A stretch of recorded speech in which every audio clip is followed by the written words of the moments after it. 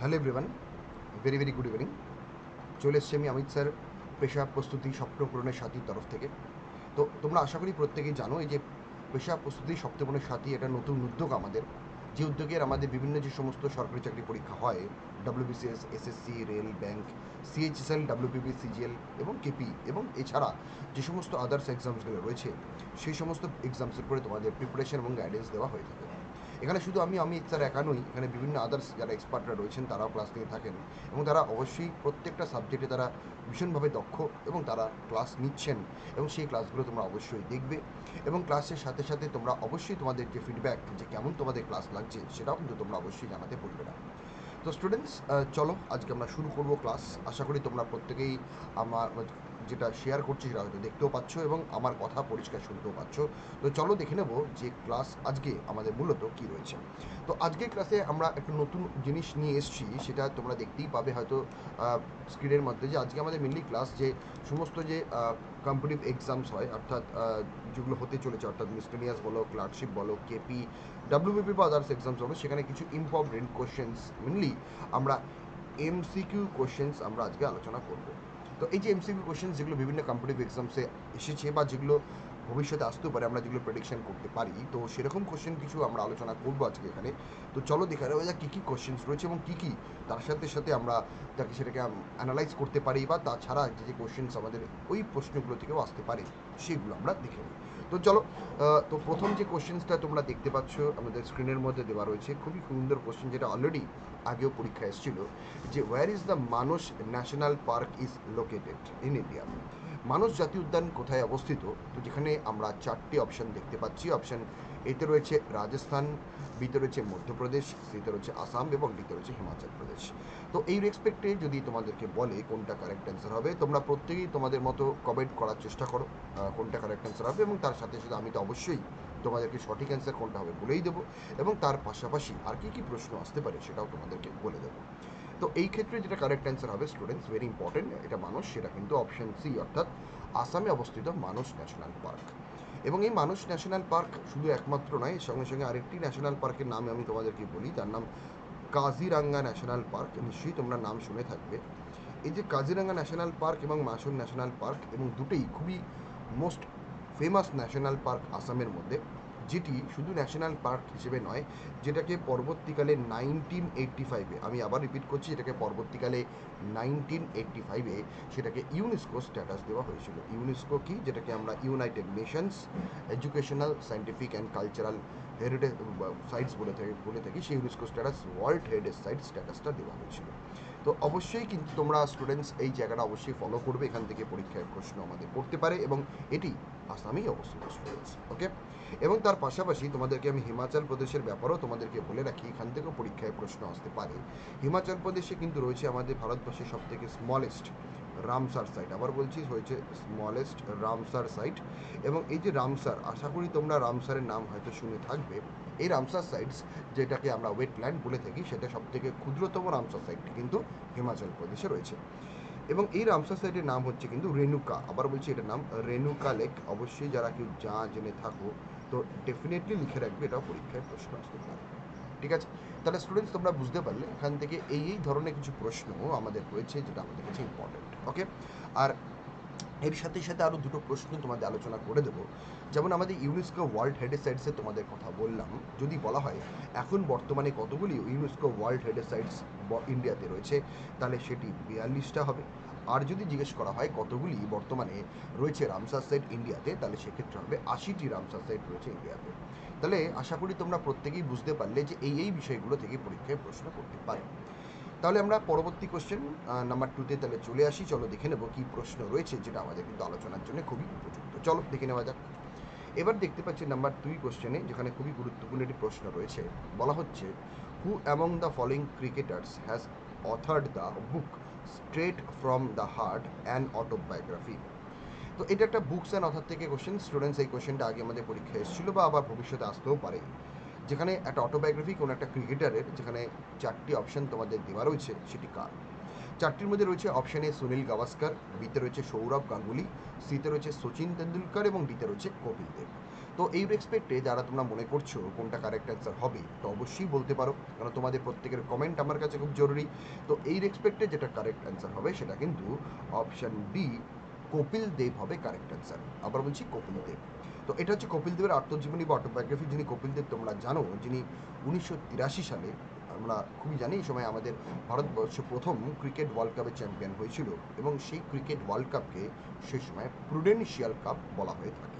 ঠিক আছে, এবং তার পাশাপাশি দেখো যে বাকি যে তিনটে অপশানস রয়েছে তাদেরও কিন্তু অটোবায়োগ্রাফি রয়েছে, এবং তারাও কিন্তু প্রত্যেকে ক্রিকেটার্স। তাহলে চলো আমরা দেখে নিই তাদের অটোবায়োগ্রাফিগুলো কী কী। যেমন সুনীল গাভাস্কর অটোবায়োগ্রাফিটা অনেকেই আমরা শুনেছি, তার নাম হচ্ছে এটা হবে কি মাই সিক নয়, এটা হবে Sunny days. I am extremely sorry students, এটা তোমরা একটু পারলে ইরেজ করে নাও, এটা হচ্ছে হবে তার নাম সানি ডেজ। ওকে, এটা হচ্ছে কার না, এটা হচ্ছে সুনীল গাভাস্করের অটোবায়োগ্রাফি। ঠিক আছে, ক্লিয়ার একদম। আচ্ছা, এবার আমরা পরবর্তী ইনফরমেশন আসবো। সৌরভ গাঙ্গুলি আত্মজীবনীর নাম কি? সৌরভ গাঙ্গুলি আত্মজীবনীর নাম যদি জিজ্ঞেস করা হয় তাহলে হবে কি, লিখবে a century is not enough. আবার বলছি, a century is not enough. Okay, তো এটা কিন্তু স্টুডেন্টস আমাদের বলতে পারো হচ্ছে মানে সৌরভ গাঙ্গুলি অটোবায়োগ্রাফি, যেটা আমাদের পরীক্ষা আসতে পারে। এবং সচিন তেন্ডুলকারের যদি অটোবায়োগ্রাফির কথা জিজ্ঞেস করা হয় তাহলে এর উত্তর হবে তার নাম প্লেয়িং ইট মাই ওয়ে। আবার বলবো, তার নাম প্লেয়িং ইট মাই ওয়ে। তো আশা করি তোমরা প্রত্যেকেই লিখে নিয়েছো যে কোনটা কোনটা কার অটোবায়োগ্রাফি। যারা জানো না তো অবশ্যই তোমরা লিখে দেবে। তাহলে আমরা পরবর্তী কোশ্চেন অর্থাৎ 3 নম্বরে চলে আসতে পারি, তো এবং দেখে নেবো কী কী প্রশ্ন আমাদের রয়েছে। চলো, 3 নম্বরে যেটা দেখতে পাচ্ছি খুবই গুরুত্বপূর্ণ একটি কোশ্চেন। এটা একটা বলছে Thoda is a folk dance belongs which of the following states. Actually Thoda হচ্ছে একটি আঞ্চলিক নাচ বা যেটাকে আমরা ট্রাইবাল ড্যান্স বলে থাকি। এটা কোন রাজ্যের অন্তর্গত? তো দেখো এখানে আমরা 4টে অপশান দেখতে পাচ্ছি। অপশান এতে রয়েছে সিকিম, বিতে রয়েছে অন্ধ্রপ্রদেশ, সিতে রয়েছে হরিয়ানা এবং ডিতে রয়েছে হিমাচল প্রদেশ। তো যদি স্টুডেন্টস তোমরা কেউ মনে করো জানো, তো অবশ্যই কমেন্ট করে বলো এটা কোনটা কারেক্ট অ্যান্সার হতে পারে। তো এই রেসপেক্টে যেটা কারেক্ট অ্যান্সার হবে সেটা অপশান ডি, অর্থাৎ হিমাচল প্রদেশ কারেক্ট অ্যান্সার হবে। যে হিমাচল প্রদেশের থোদা হলো একটি ফোক ডান্স বলতে পারো। এবার এখান থেকে যা ইনফরমেশনটা পাবো সেটা হচ্ছে হিমাচল প্রদেশে থোডা ফোক ডান্স ছাড়াও আরেকটি আমরা ফোক ডান্স পেয়ে থাকি, যেটাকে বলা হয় কুলু নাটি। কি ডান্স? কুলু নাটি ডান্স। এটা খুবই বিখ্যাত একটি ডান্স বলতে পারো হিমাচল প্রদেশের। কারণ এই ডান্সটাকে 2016 সালে, আবার বলছি এটা প্রশ্ন আসতে পারে, 2016 সালে এই ডান্সটাকে কিন্তু গিনিস বুক ওয়ার্ল্ড রেকর্ড দেওয়া হয়েছিল। কী দেওয়া হয়েছিল? গিনিস বুক ওয়ার্ল্ড রেকর্ড। যদি কেউ তোমরা না জেনে থাকো ডেফিনেটলি তোমরা লিখে নেবে, এটাও প্রশ্ন পরীক্ষায় করতে পারে। তাহলে তোমরা বুঝতে পারলে, ক্লিয়ার। তাহলে নেক্সট পরবর্তী কোশ্চেন অর্থাৎ 4 নম্বরে আমরা চলে আসতে পারি, দেখে নেব কী প্রশ্ন রয়েছে। 4 নম্বরে যে প্রশ্নটা আমরা দেখতে পাচ্ছি স্টুডেন্টস, এটা খুব গুরুত্বপূর্ণ একটি প্রশ্ন। বলছে না, S against ods is biography of, এটি কার বায়োগ্রাফি বা কার জীবনী? তো স্টুডেন্টস কোশ্চেনের উত্তর দেওয়ার আগে তোমাদেরকে আমি বলবো এটা কিন্তু বেসিক্যালি একটা আত্মজীবনী বা অটোবায়োগ্রাফি। তো যেখানে 4টি অপশান আমরা দেখতে পাচ্ছি। অপশান এতে রয়েছে মিলখা সিং, বিতে রয়েছে যুবরাজ সিং, সিতে রয়েছে সানিয়া মির্জা এবং ডিতে রয়েছে মেরি কম। তো এটা যদি তোমাদেরকে জিজ্ঞেস করা হয় যেটা কার উত্তর হবে, এটা খুব গুরুত্বপূর্ণ প্রশ্ন আমাদের কাছে। তো উত্তর যেটি হবে সেটা হচ্ছে কিন্তু তার নাম অপশান কোনটা হবে? সি, অর্থাৎ সানিয়া মির্জা হবে কারেক্ট অ্যান্সার। এবং সানিয়া মির্জা তোমরা জানো একজন লন টেনিস প্লেয়ার, এটাই হলো তার আত্মজীবনী কিংবা অটোবায়োগ্রাফি বলে থাকে। এবার দেখো বাকি যে অপশানসগুলো রয়েছে তাদেরও কিন্তু আত্মজীবনী আছে। তো সেগুলো আমরা এক এক করে জেনে নেব, কারণ এইগুলো পরীক্ষায় প্রশ্ন হিসেবে করতে পারে। যেমন মিলখা সিংয়ের আত্মজীবনী যদি তোমাদেরকে বলা হয় তাহলে হবে the race of my life. আবারও বলছি, I repeat, the race of my life, এটা হচ্ছে ওনার আত্মজীবনী। খুবই গুরুত্বপূর্ণ একটি প্রশ্ন আসতে পারে পরীক্ষায়। যুবরাজ সিংয়ের অটোবায়োগ্রাফি হচ্ছে সেম, এটাও the test of my life. যেমন ওটা রেস ছিল, এটা হয়ে যাবে the test of my life. ঠিক আছে, ক্লিয়ার। আচ্ছা, সানিয়া মির্জা তো তোমরা পেয়ে গেলে। আর মেরি কমের আত্মজীবনী হচ্ছে আনব্রেকেবল। কি নাম? আনব্রেকেবল, যিনি হচ্ছেন মেরি কমের একটি আত্মজীবনী বা অটোবায়োগ্রাফি। তাহলে স্টুডেন্টস তোমরা বুঝতে পারলে এখান থেকে এই ধরনের কিছু প্রশ্ন পরীক্ষা আমাদের করতে পারে। তাহলে আমরা পরবর্তী কোশ্চেন অর্থাৎ 5 নম্বরে চলে আসবো। চলো দেখে নেবো কী প্রশ্ন আসতে পারে 5 নম্বর থেকে। চলো একবার দেখে নেওয়া যাক। আমরা এবার 5 নম্বরের প্রশ্নে চলে এসেছি, যেখানে বলা হচ্ছে যে Abdul Karim Khan was the exponent of which school of Hindustani music. অর্থাৎ আব্দুল করিম খান যে হিন্দুস্তানি মিউজিকের সঙ্গে যুক্ত, তিনি কোন স্কুলের উদ্যোক্তা? অ্যাকচুয়ালি এগুলোকে স্কুলের উদ্যোক্তাকে জানো তো স্টুডেন্টস, ঘরানা বলা হয়ে থাকে। এই ঘরানাটা শুধুমাত্র মিউজিক যারা গাইছে তারাও যেমন এই ঘরানা থেকে আসতে পারে, তেমনি যারা নাচের জগৎ থেকে যুক্ত তারাও কিন্তু এই ঘরানা থেকে আসতে পারে। তো দেখো এখানে আমরা চারটে অপশন দেখতে পাচ্ছি। এতে রয়েছে জয়পুর ঘরানা, বিতে রয়েছে গোয়ালিয়র ঘরানা, সিতে রয়েছে দিল্লি ঘরানা এবং ডিতে রয়েছে কিরানা ঘরানা। তাহলে যদি তোমাদেরকে প্রশ্ন করে এটা মেনলি কোন ঘরানা হবে, তাহলে উত্তর হবে সেটা অপশন ডি, সেটা হচ্ছে কিরানা ঘরানা হবে কারেক্ট অ্যান্সার। এবং এই কিরানা ঘরা থেকেই আব্দুল করিম খান যিনি কিন্তু এখান থেকে এসছেন। এবং এই কিরানা ঘরানারও আরও একটা এক্সাম্পল তোমাদের দিতে পারি যেটা আমাদের পরীক্ষা আসতে পারে। আশা করি তোমরা এই ব্যক্তির নাম শুনে থাকবে, তার নাম ভীমসেন যোশী। কি নাম? ভীমসেন যোশী।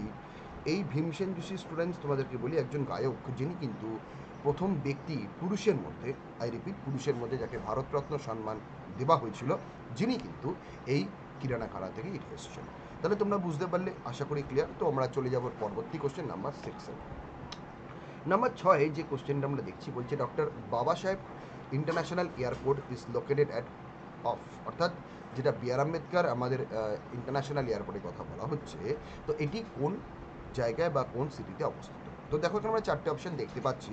অপশন এতে রয়েছে জামশেদপুর, বিতে রয়েছে নাসিক, সিতে রয়েছে নাগপুর এবং ডিতে রয়েছে পুনে। তো আশা করি যারা তোমরা উত্তর মনে করছো জানো, তো বলতেই পারো। তো এটার কারেক্ট অ্যান্সার যেটা আমাদের হবে সেটা কিন্তু কি না, উত্তর হবে কিন্তু তার নাম অপশন সি, অর্থাৎ নাগপুরে অবস্থিত। এবং যে নাগপুরকে তোমরা প্রত্যেকে আশা করি জানো, যেটাকে আমরা অরেঞ্জ সিটি বলে থাকি। কি বলে থাকি? এটাকে আমরা অরেঞ্জ সিটি বলে থাকি। তো যারা অবশ্যই যারা মনে করছো জানো না, তাহলে অবশ্যই লিখে রাখবে এটাকে আমরা অরেঞ্জ সিটি বা বলে থাকি। তাহলে স্টুডেন্টস তোমরা প্রত্যেকেই বুঝতে পারলে ক্লিয়ার। তাহলে আমরা পরবর্তী কোশ্চেন নাম্বার 7-এ চলে আসতে পারি। দেখো নাম্বার 7 কোশ্চেন যেটা আমাদের বলছে, এটা খুব গুরুত্বপূর্ণ একটি প্রশ্ন। বলছে central potato research institute is instituted at, কেন্দ্রীয় আলু গবেষণাগার কেন্দ্র কোথায় অবস্থিত? তো দেখো এখানে চারটে অপশন রয়েছে। অপশন এতে রয়েছে কানপুর, বিতে রয়েছে ভাতিন্ডা, সিতে রয়েছে নাগপুর এবং ডিতে রয়েছে সিমলা। তো এই কোশ্চেনটা অনেকবার আমাদের বিভিন্ন এক্সামসে, পিএসসির এক্সামসে আমরা পেয়েছি, যেটা ভবিষ্যতেও বিভিন্ন এক্সামসে আসতে পারে। তো কারেক্ট অ্যান্সার কোনটা হবে? তো এর রেসপেক্টে কারেক্ট অ্যান্সার হবে সেটা হচ্ছে অপশন ডি, অর্থাৎ সিমলাতে রয়েছে কিন্তু সেন্ট্রাল পটেটো রিসার্চ ইনস্টিটিউট। এটা আমাদের অবশ্যই কিন্তু করতে হবে। এবং তার সঙ্গে সঙ্গে তোমাদেরকে এটাও বলে দেবো সিমলা কার রাজধানী, মানে বিশেষ করে কার রাজধানী। তো সিমলা কিন্তু হিমাচল প্রদেশের রাজধানী, তোমরা জেনে রাখবে। এবং সিমলা হিমাচল প্রদেশের রাজধানী ছাড়াও, সিমলা হিমাচল প্রদেশের রাজধানী ছাড়াও কিন্তু মাথায় রাখতে হবে যে এটি কিন্তু সিমলা হিমাচল প্রদেশের সামার ক্যাপিটাল, বা এটাকে বলি আমরা গ্রীষ্মকালীন রাজধানী, বা যদি তার সঙ্গে সঙ্গে আমাদের শীতকালীন রাজধানীর কথা জিজ্ঞেস করে বা উইন্টার ক্যাপিটালের কথা জিজ্ঞেস করে, তাহলে সেটা হবে ধর্মশালা। তো অনেকেই অনেক উত্তর হয়তো নাও জানতে পারো, যারা জানো না তারা ডেফিনেটলি অবশ্যই লিখে রাখবে ধর্মশালা হবে কিন্তু রেসপেক্টে কারেক্ট আনসার। ওকে, তাহলে স্টুডেন্টস তোমরা বুঝতে পারলে আশা করি। তো চলে যাব পরবর্তী কোশ্চেন নাম্বার 8-এ। নাম্বার 8-এ আমরা যেটা দেখতে পাচ্ছি বলা হচ্ছে না, এশিয়ান ইনফ্রাস্ট্রাকচার ইনভেস্টমেন্ট ব্যাংক, যেটাকে আমরা AIIB বলি, is based in which of the following সিটিজ? Asian infrastructure development bank এটা কোন সিটিজে অবস্থিত রয়েছে? যেখানে আমরা চারটি অপশন দেখতে পাচ্ছি। অপশন এতে রয়েছে নিউ ইয়র্ক, রয়েছে অপশন বিতে টোকিও, রয়েছে অপশন সিতে বেজিং এবং রয়েছে অপশন ডিতে নিউ দিল্লি। তাহলে যদি তোমাদেরকে জিজ্ঞেস করা হয় এটা কোন রাজ্যে অবস্থিত বা কোন জায়গায় অবস্থিত, তাহলে উত্তর কী হবে? না, উত্তর হবে তার নাম বেজিং, যেটা বেজিং চায়নাতে রয়েছে আমাদের এশিয়ান ইনফ্রাস্ট্রাকচার ইনভেস্টমেন্ট ব্যাংক। এবং এই ব্যাংকটি স্টুডেন্টস প্রতিষ্ঠাতা লাভ কত সালে করেছিল? এটার প্রতিষ্ঠা লাভ 2016 সালে করেছিল। তারা অবশ্যই তোমরা লিখে রাখবে। এবং যার এখন বর্তমানে টোটাল সদস্য সংখ্যা রয়েছে 107 জন। কতজন? 107 জন সদস্য সংখ্যা রয়েছে। তাহলে বোঝা গেল। তাহলে আমরা পরবর্তী কোশ্চেন 9 নম্বরে তাহলে চলে আসতে পারি। চলো দেখে নিই কী প্রশ্ন রয়েছে। 9 নম্বরে যে প্রশ্নটি আমরা দেখতে পাচ্ছি বলছে না, Rihan thermal power station is located which of the following states? Rihan তাপবিদ্যুৎ কেন্দ্র কোন রাজ্যে অবস্থিত, এটা যদি জিজ্ঞেস করা হয়, যেখানে আমরা চারটি অপশন দেখতে পাচ্ছি। অপশন এতে রয়েছে উত্তরপ্রদেশ, অপশন বিতে রয়েছে উত্তরাখণ্ড, অপশন সিতে রয়েছে বিহার এবং অপশন ডিতে রয়েছে ছত্তিশগড়। তাহলে যদি জিজ্ঞেস করে এটা কোনটা কারেক্ট অ্যান্সার হবে, তাহলে রিহান থার্মাল পাওয়ার স্টেশন, এটা অনেকেই তোমরা হয়তো শুনবে, তার নাম অপশন এ, এটা কিন্তু উত্তরপ্রদেশে অবস্থিত। এবং এই রিহান থার্মাল পাওয়ার কিনা রিহান ড্যামও নিশ্চয়ই নাম তোমরা শুনে থাকবে। রিহান নিশ্চয়ই শুনেছো রিহান ড্যামের কথা। এবং এই যে রিহান ড্যাম, যেটা কিন্তু স্টুডেন্টস যে লেকের ওপর তৈরি করা হয়েছে, তাকে আমরা গোবিন্দ বল্লভ পন্ত সাগর বলে থাকি। এবং এই গোবিন্দ বল্লভ পন্ত সাগর, যেটা কিন্তু ইন্ডিয়ার মধ্যে এটা ম্যান মেড লেক, আবার বলবো এটা কিন্তু ইন্ডিয়ার মধ্যে ম্যান মেড লেক, অবশ্যই কিন্তু এটা আমাদের করতে হবে। তাহলে আশা করি তোমরা প্রত্যেকেই বুঝতে পারলে এখান থেকে এই ধরনের কিছু প্রশ্ন আমরা কিন্তু পরীক্ষার জন্য এক্সপেক্ট করতে পারি। ঠিক আছে, তো চলে যাব পরের কোশ্চেন নাম্বার 10-এ। নাম্বার 10 নম্বরে যে কোশ্চেনটা রয়েছে বলছে Pandav dam is based on which the states? Pandav বাঁধ কোথায় অবস্থিত? এটার এক্সপেক্টে আমরা 4টে অপশন পাচ্ছি। অপশন এতে রয়েছে অন্ধ্রপ্রদেশ, অপশন বিতে রয়েছে সিকিম, তারপরে অপশন সিতে রয়েছে হিমাচল প্রদেশ, অপশন বিতে রয়েছে ওয়েস্ট বেঙ্গল। তাহলে এই রেসপেক্টে যদি বলা হয় কোনটা আমাদের কারেক্ট অ্যান্সার বা সঠিক অ্যান্সার হবে, তাহলে উত্তর হবে কিন্তু তার নাম অপশন সি, হিমাচল প্রদেশে অবস্থিত এই পাণ্ডব ড্যাম রয়েছে। এবং এই ড্যামটি যে রিভারের জলকে কিন্তু কাজে লাগিয়ে হচ্ছে, নেম অফ রিভার হচ্ছে কি? অবশ্যই লিখবে তার নাম বিয়াস রিভার। আবার বলছি, খুব পরীক্ষা ইম্পর্টেন্ট, তো লিখে রাখবে তার নাম হচ্ছে বিয়াস রিভারের জল কিন্তু এখানে আমাদের কাজে লাগানো হচ্ছে। তাহলে স্টুডেন্টস আশা করি তোমরা বুঝতে পারলে, ক্লিয়ার। তাহলে চলে যাবো পরের কোশ্চেন নাম্বার 11-এ। চলো দেখে নিই নাম্বার 11 কোশ্চেন কি বলছে। বলছে Lal Bahadur Shastri International Airport is located in which city? Lal Bahadur Shastri আন্তর্জাতিক বিমানবন্দর কোথায় অবস্থিত? যেখানে আমরা 4টি অপশন দেখতে পাচ্ছি। অপশন এতে রয়েছে হায়দ্রাবাদ, বিতে রয়েছে বারাণসী, সিতে রয়েছে ইন্দোর এবং ডিতে রয়েছে চণ্ডীগড়। তো তোমরা যারা উত্তর মনে করছো জানো, বলতে পারো কোনটা কারেক্ট অ্যান্সার হবে। তো এটা দেখো, খুব এটা গুরুত্বপূর্ণ প্রশ্ন আগে আমরা পেয়েছি। এটার উত্তর যেটা হবে সেটা অপশন বি, হায়দ্রাবাদে অবস্থিত, সরি বানারসিতে অবস্থিত, আই রিপিট বানারসিতে অবস্থিত লাল বাহাদুর শাস্ত্রী ইন্টারন্যাশনাল এয়ারপোর্ট। এই লাল বাহাদুর শাস্ত্রী, যিনি কিন্তু প্রথম একজন ব্যক্তি ভারতের যাকে পোস্ট থমাসলি ভারতরত্ন সম্মানটি দেওয়া হয়েছিল। আমি আবারও বলছি, যাকে পোস্ট থমাসলি ভারতরত্ন সম্মানটি দেওয়া হয়েছিল, এবং এই ভারতরত্ন সম্মানটি উনি 1966 সালে পেয়েছিলেন। আবার বলছি, উনি পেয়েছিলেন 1966 সালে। ভারত সরকার তাকে দিয়েছিলেন মরণোত্তরকালীন ভারতরত্ন সম্মান। তাহলে তোমরা বুঝতে পারলে, ক্লিয়ার। এবং এটার সাথে আমরা এটাও আলোচনা করে দেবো, এই লাল বাহাদুর শাস্ত্রী যেটা বিমানবন্দরটি রয়েছে, এই লাল বাহাদুর শাস্ত্রীকে আমরা বলি একটা নিকনেম হিসেবে দ্য ম্যান অফ পিস। আবার বলবো, তাকে আমরা বলি দ্য ম্যান অফ পিস। তো স্টুডেন্টস আশা করি তোমরা প্রত্যেকেই বুঝতে পারলে এখান থেকে এই ধরনের প্রশ্ন করতে পারে। চলে যাব পরবর্তী কোশ্চেনে, 12 নম্বরে। চলো দেখিনি 12 নম্বরের কোশ্চেন কি বলছে। The rock shelter Bhimbetka is located which of states of India? এটা খুবই সাধারণ কোশ্চেন একটা। বলছে রক শেল্টার ভীমবেটকা কোথায় অবস্থিত? যেখানে আমরা 4টি অপশন পাচ্ছি। অপশানে হিমাচল প্রদেশ, বিতে রয়েছে মধ্যপ্রদেশ, সিতে রয়েছে ছত্তিশগড় এবং ডিতে রয়েছে কেরালা। তো এটার ক্ষেত্রে কোনটি আমাদের সঠিক উত্তর হবে? সঠিক উত্তর যেটি হবে সেটি হচ্ছে কিন্তু মাথায় রাখবে অপশন বি, মধ্যপ্রদেশে অবস্থিত, তার নাম রক শেল্টার ভীমবেটকা। এবং এর সাথে সাথে আমরা এটাও আলোচনা তোমাদের সাথে করে দেবো, সেটা হচ্ছে ভীমবেটকা, যেটা পরীক্ষায় প্রশ্ন করতে পারে, এটিকে 2003 সালে, আবার বলছি এটিকে 2003 সালে কিন্তু ইউনেস্কো স্ট্যাটাসও কিন্তু দেওয়া হয়েছিল। আবার বলছি, ইউনেস্কো কি স্ট্যাটাস? না, ওয়ার্ল্ড হেরিটেজ স্ট্যাটাস দেওয়া হয়েছিল। এটাও কিন্তু আমাদের অবশ্যই অবশ্যই মাথায় রাখতে হবে, ক্লিয়ার। তো চলে যাব পরবর্তী কোশ্চেনের নাম্বার 13 নম্বরে। 13 নম্বরে যেটা বলছে, দেখো খুব গুরুত্বপূর্ণ কোশ্চেন, যে ভারতরত্ন শ্রী অটল বিহারী বাজপেয়ী একানা ক্রিকেট স্টেডিয়াম এটা কোন সিটিতে অবস্থিত? তো দেখো, এখানে আমরা 4টে অপশন পাচ্ছি। অপশন এতে রয়েছে লখনৌ, বিতে রয়েছে পাটনা, সিতে রয়েছে নিউ দিল্লি এবং ডিতে রয়েছে পুনে। তাহলে তোমরা যদি কেউ জেনে থাকো কোনটা কারেক্ট অ্যান্সার তোমাদের মনে হচ্ছে, তো অবশ্যই বলতে পারো। তো ভারতরত্ন কেন অটল বিহারী বাজপেয়ী? কারণ ওনাকে ভারতরত্ন সম্মান দেওয়া হয়েছিল 2015 সালে। আবার বলছি, এটা পরীক্ষা আসতে পারে। 2015 সালে উনি পেয়েছিলেন ভারতরত্ন সম্মান। যিনি ফর্মার আমাদের প্রেসিডেন্ট অফ ইন্ডিয়া ছিলেন, যার নাম ডক্টর প্রণব মুখার্জি, তাকে ভারতরত্ন সম্মানটি দিয়েছিলেন। এবং এই স্টেডিয়ামটা আমাদের রয়েছে অপশানে লখনৌতে অবস্থিত। কোথায়? লখনৌতে অবস্থিত। এবং এই লখনৌতে স্টুডেন্টস, আমি তোমাদের একটা ইম্পর্টেন্ট রিসার্চ ইনস্টিটিউটের কথা বলে দিই, যেটা পরীক্ষা আসতে পারে, যেটা রয়েছে সেটা হচ্ছে একটা সুগার ক্যান রিসার্চ ইনস্টিটিউট। আবার বলছি, একটা হচ্ছে সুগার ক্যান রিসার্চ ইনস্টিটিউট, আর একটা আমরা এটাকে ড্রাগ রিসার্চ ইনস্টিটিউটও বলে থাকি। তো এই দুটোই রয়েছে আমাদের কিন্তু লখনৌতে। ঠিক আছে, তাহলে আশা করি তোমরা প্রত্যেকেই বুঝতে পেরেছো। চলে যাবো নেক্সট কোশ্চেন নাম্বার 14-তে। 14 যে কোশ্চেনটা বলছে, না Koli dance is traditional folk dance in which state? Koli নৃত্য কোন রাজ্যের ঐতিহ্যবাহী লোকনৃত্য? এটা আমাদের আগেও পরীক্ষা আমরা পেয়েছি। যেখানে 4টি অপশন রয়েছে। অপশানে মধ্যপ্রদেশ, বিতে রয়েছে আসাম, সিতে রয়েছে হিমাচল প্রদেশ এবং ডিতে রয়েছে মহারাষ্ট্র। তো যারা প্রত্যেকে উত্তর মনে করছো জানো, তো বলতেই পারো কোনটা কারেক্ট অ্যান্সার হবে। এটা উত্তর যেটা হবে সেটা কিন্তু কোনটা, না উত্তর হবে কোলি ডান্স। এটা কিন্তু রয়েছে অপশান ডি, মহারাষ্ট্রের কিন্তু ফোক ডান্স। এবং মহারাষ্ট্রের যদি তোমাদের জিজ্ঞেস করা হয় যে মহারাষ্ট্রের ফেমাস ফোক ডান্সের নাম কি, তাহলে সেটা হবে লাভনি বা লাভানি। আবার বলছি, লাভনি বা লাভানি হবে ফেমাস ফোক ডান্স। তাহলে তোমরা প্রত্যেকেই বুঝতে পারলে এই ধরনের কিছু প্রশ্ন পরীক্ষা আমাদের করতে পারে। ঠিক আছে, যেমন আমরা আসামের ক্ষেত্রে তোমাদের বলতে পারি, বিহু হচ্ছে আসামের ক্ষেত্রে আমাদের একটা ফেমাস ফোক ডান্স। যেমন বিহু হচ্ছে ফোক ডান্স এবং সঙ্গে সঙ্গে ডান্স, আমরা এটাও কিন্তু তুলনা করতে পারি, বিশেষ করে ফেস্টিভ্যাল এবং তার সঙ্গে সঙ্গে ফোক ডান্স। তো আশাপূর্বক তোমরা প্রত্যেকেই বুঝতে পেরেছো, ক্লিয়ার। চলে যাবো পরবর্তী কোশ্চেন নাম্বার 15-তে। 15 যে কোশ্চেনটি আমরা দেখতে পাচ্ছি বলছে wire is the sun temple of Konark is located, অর্থাৎ কোনারকের সূর্য মন্দিরটি কোথায় অবস্থিত, যেখানে আমরা 4টি অপশন দেখতে পাচ্ছি। অপশন এতে রয়েছে ওডিশা, বিতে রয়েছে মহারাষ্ট্র, সিতে রয়েছে উত্তরপ্রদেশ এবং ডিতে রয়েছে কর্ণাটকা। এরকম একটা সাধারণ একটি প্রশ্ন স্টুডেন্টস, আশা করি তোমরা জানো যে এই কোনারক সান টেম্পল, যাকে আমরা ভৌগোলিক নাম অনুসারে বলে থাকি হচ্ছে ব্ল্যাক প্যাগোডা। কি বলে থাকি? তাকে আমরা ব্ল্যাক প্যাগোডা বলে থাকি, এরকম পরীক্ষায় আমাদের আসতে পারে। তো এটি রয়েছে কোন জায়গায়? সেটা হচ্ছে অপশান এ, ওড়িশাতে অবস্থিত। এবং এই ওড়িশা যেমন প্রত্যেকটা বছর 1 এপ্রিল, এটা খুব গুরুত্বপূর্ণ কোশ্চেন, এটা এখন দেখতে পাচ্ছি এই কোশ্চেনটা অনেক পরীক্ষাতেই আসছে যে 1 এপ্রিল ওড়িশা স্টেটটি সব প্রথম ফর্ম রয়েছিল বলেই উৎকলা দিবস আমরা সেলিব্রেট করি। কী করি? উৎকলা দিবস। তাহলে আশা করি তোমরা প্রত্যেকেই বুঝতে পারলে। ক্লিয়ার। চলে যাবো কোশ্চেন নাম্বার 16 আমরা যেটা দেখতে পাচ্ছি, খুব গুরুত্বপূর্ণ প্রশ্ন, বলছে the Gandhisagar dam is located which of this states. Gandhisagar বাঁধ কোথায় রয়েছে? যেখানে 4টে অপশান রয়েছে, মধ্যপ্রদেশ আছে, বিতে রয়েছে গুজরাট আছে, সিতে মহারাষ্ট্র রয়েছে এবং ডিতে রয়েছে উত্তরপ্রদেশ। এই গান্ধীসাগর ড্যাম, যেটা কিন্তু একটা লংগেস্ট, বলতে পারো এটা লংগেস্ট ঠিক বলবো না, এটা মানে বলতে পারো ওয়াটার রিজার্ভার যাকে বলা যেতে পারে, সব থেকে বড় বিগেস্ট। তো এটা মেনলি কোথায় অবস্থিত?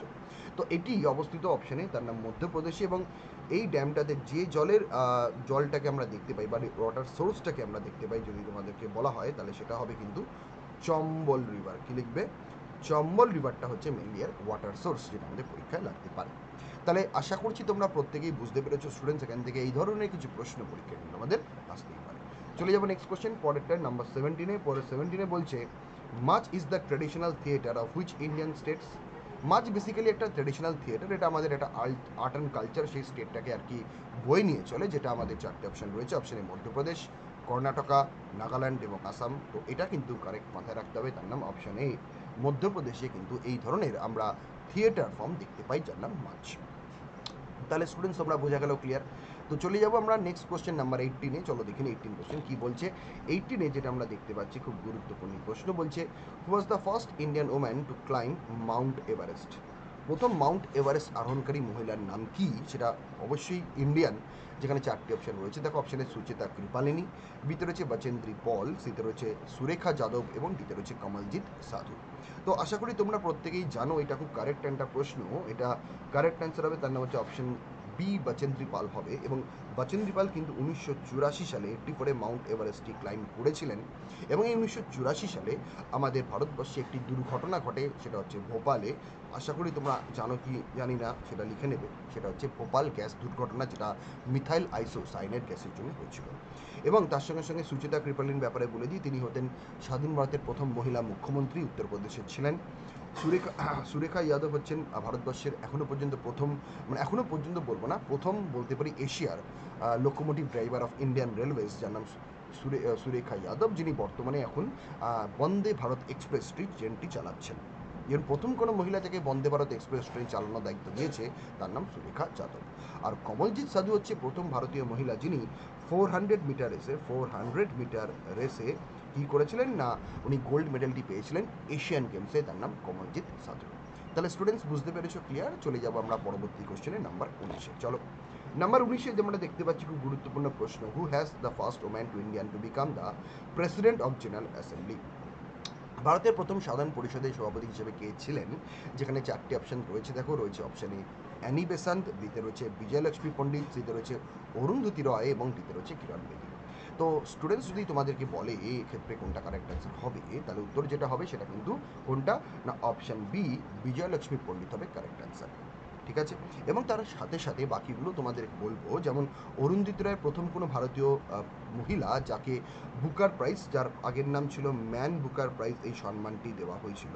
এবং ইনি এটি 1997 সালে পেয়েছিলেন, যে নোবেলটি লেখার জন্য, তার নাম the god of small things, এই লেখার জন্য উনি পেয়েছিলেন। আর তোমরা জানো কিরণ বেদী হচ্ছে ভারতের প্রথম ওমেন আইপিএস, এটা আমাদের পরীক্ষা আসতে পারে, খুবই গুরুত্বপূর্ণ কোশ্চেন।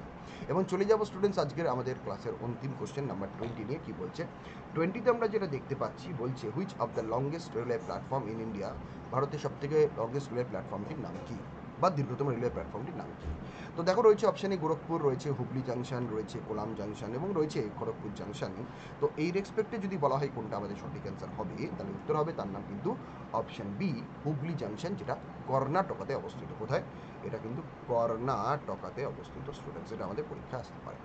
তো আশা করি তোমরা অনেক কোশ্চেনের উত্তর তোমরা পেয়ে গেলে, কারণ এটা তোমাদের বিভিন্ন এক্সামসে আসার জন্য। তাহলে চলো আজকে আমি বিদায় নিচ্ছি ক্লাস। তাহলে তোমরা শুধুমাত্র 20টি প্রশ্ন নয়, তার সঙ্গে আরও অনেক প্রশ্নটি আলোচনা তোমরা পেয়ে গেছো, ঠিক আছে?